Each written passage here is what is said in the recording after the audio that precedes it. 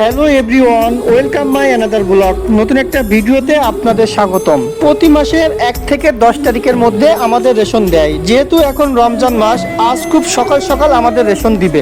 আমাদের রেশন দেওয়ার সময় ছিল সকাল 7টা। আমি ফজরের নামাজ পড়ে রেশন আনতে গিয়েছিলাম, যে দেখি আমার আগে অনেকেই চলে এসেছে। অন্য দিনের তুলনায় আজ খুব কম সংখ্যক লোক ছিল। যেহেতু খুব সকাল সকাল রেশন দিবে, এই জন্য লোক সংখ্যা কম ছিল।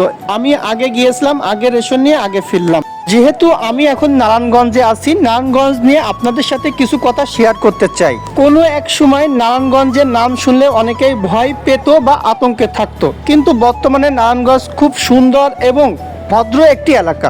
নারায়ণগঞ্জ বাংলাদেশের একটি গুরুত্বপূর্ণ শিল্প নগরী, যা ঢাকার দক্ষিণে অবস্থিত।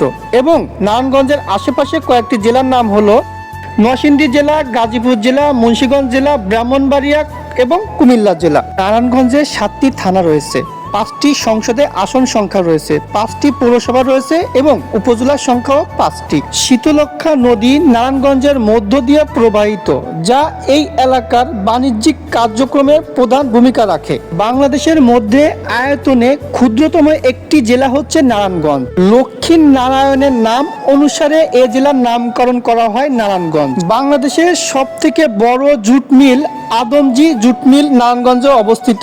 বর্তমানে এই জুট মিল বন্ধ আছে, তবে নারায়ণগঞ্জের সব থেকে বড় ইপিজেড রয়েছে আদমজি ইপিজেড। বাংলাদেশের অধিকাংশ শিল্প প্রতিষ্ঠান নারায়ণগঞ্জে অবস্থিত। নারায়ণগঞ্জে সিমেন্ট, রড, ইট, লবণ, সার, গম এবং বড় বড় জামদানি শাড়ি প্রতিষ্ঠান রয়েছে। এই জেলায় অনেক জ্ঞানী গুণী শিল্পী এবং রাজনৈতিক ব্যক্তির জন্মস্থান।